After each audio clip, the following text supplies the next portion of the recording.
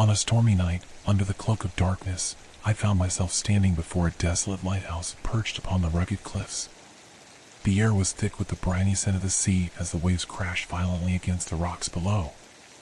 The ominous aura of the place was heightened by the intermittent flashes of the lighthouse beam, casting eerie shadows that seemed to dance in macabre patterns.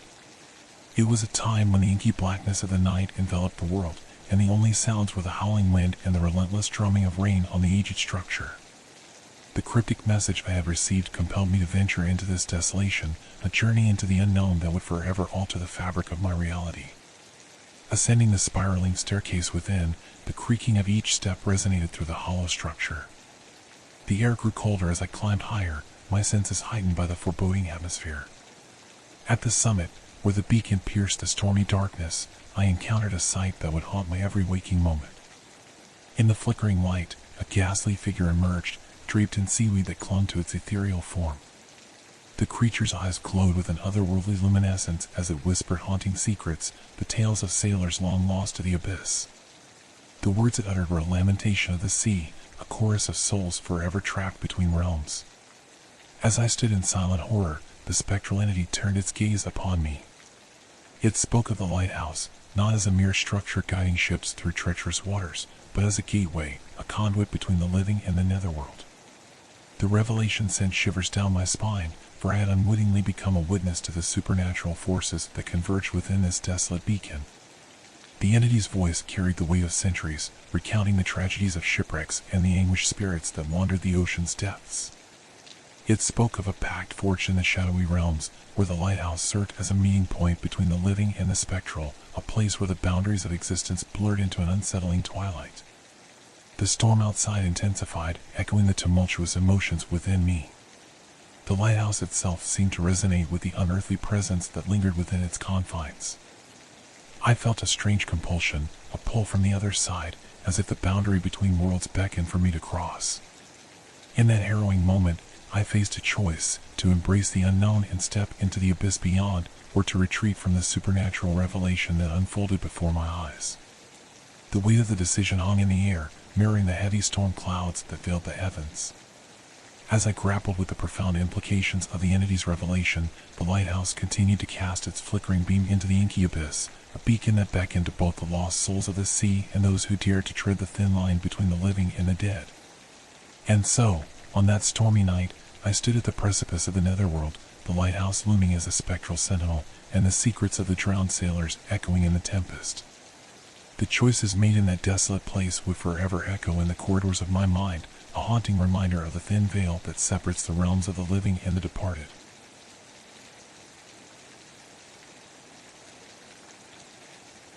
It was a time when the echoes of the past lingered in the corridors of my newly acquired home, a place filled with forgotten memories and hidden secrets. The day had come to explore the neglected attic, a realm untouched by time, where the air was thick with the dust of ages and the silence spoke volumes. As I ascended the creaking staircase, a sense of anticipation gripped me. The attic door groaned open, revealing a space shrouded in darkness and draped in cobwebs. Among the discarded relics of bygone eras, my gaze was drawn to a single object, an aged painting covered in a veil of neglect. The portrait depicted a forlorn subject, its eyes capturing a depth of sorrow that seemed to transcend the boundaries of the canvas. The figure's haunting gaze met mine, and in that moment, a chill descended upon the room. The temperature dropped, and an eerie stillness settled over the forgotten attic. Unable to break free from the magnetic pull of those painted eyes, I watched in astonishment as the atmosphere itself seemed to warp. The boundaries between reality and the painted realm blurred, and to my disbelief, the figure in the portrait stirred. As if breaking free from the confines of its canvas prison, the ghostly apparition stepped into the dim light of the attic. A spectral presence, it emanated an ethereal glow that cast a pallor over the forgotten artifacts. The room itself seemed to groan under the weight of the supernatural intrusion. The ghostly figure spoke, its voice a spectral whisper that carried the weight of untold tales. It spoke of betrayal, of a life marred by deception and treachery. The room echoed with the lamentations of a soul wronged, a spirit tethered to the mortal realm by the shackles of unfinished business. In the hushed confessions of the apparition, I learned of a tragic tale woven into the fabric of the painting. A tale of love betrayed, of promises broken, and a soul condemned to the torment of a spectral existence.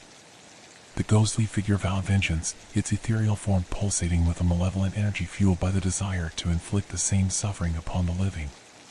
The room became a stage for a haunting performance, as the apparition recounted the events leading to its cursed state. The air itself seemed to thicken with the residue of anguish, and the very walls bore witness to the spectral entity's agonizing tale. In that chilling encounter, I found myself entangled in the webs of a ghostly vendetta. The haunted painting had become a conduit for the grievances of a tormented spirit, seeking solace and retribution in the living world. The atmosphere crackled with an otherworldly energy as the ghostly figure, once confined to the canvas, now moved with purpose, its spectral gaze fixed upon the living. As I stood in the forgotten attic, a participant in a spectral drama, the weight of the apparition's whispered threats hung heavy in the air. The line between the tangible and the supernatural had blurred, and the curse woven into the fabric of that forsaken painting had become an inescapable part of my newfound home. The haunted whispers lingered, a chilling reminder of the unresolved anguish that permeated the forgotten corners of the past.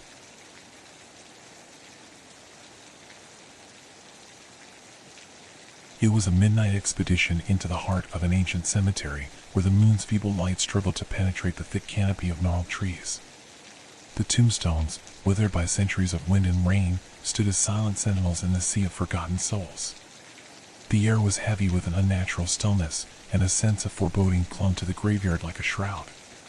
My steps echoed softly on the gravel paths as I ventured deeper into the necropolis, drawn by an unseen force toward a forgotten mausoleum hidden in the shadows. The structure loomed before me, its stone facade withered by time, and a palpable sense of antiquity hung in the air. The inscription, barely legible, hinted at a forgotten lineage and an ominous legacy. With a hesitant push, the heavy mausoleum door creaked open, revealing a darkness that seemed to swallow the feeble moonlight. Inside, the air was thick with the stench of decay, and the walls dripped with an otherworldly ichor that seemed to defy the laws of nature. The atmosphere, charged with an otherworldly energy, set the stage for a macabre revelation. As I navigated the dim confines, my senses heightened by the eerie ambience, I stumbled upon a coffin tucked away in a corner. The name engraved on the weathered lid sent a shiver down my spine, an inscription bearing my own name. The realization gripped me with an unsettling mix of dread and disbelief. Compelled by an unseen force, I slowly pried open the coffin lid, revealing a sight that defied reason. There, in the cold embrace of death, lay a grotesque version of myself, a reanimated corpse, eyes vacant yet hungering for the life force I unknowingly carried. The visage before me was a distorted reflection of my mortal self, the pallor of death juxtaposed against the memory of life.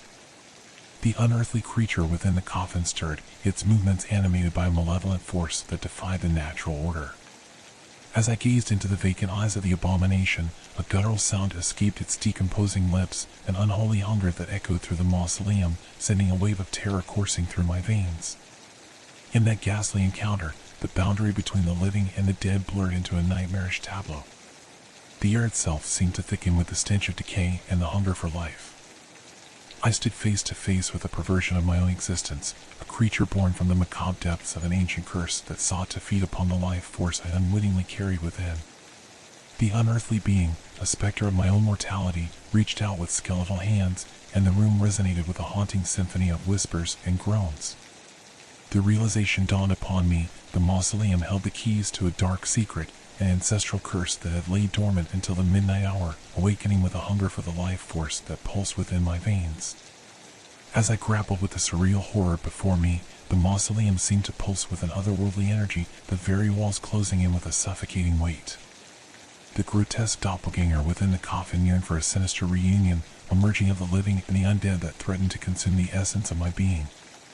In the heart of that ancient cemetery, under the pallid glow of the moon, I faced a nightmarish revelation, an encounter with my own mortality, twisted and perverted by the dark forces that lurked within the forgotten mausoleum. The air hung heavy with the scent of decay, and the echoes of a curse long buried rose to claim the life force that unwittingly trespassed into the realm of the dead.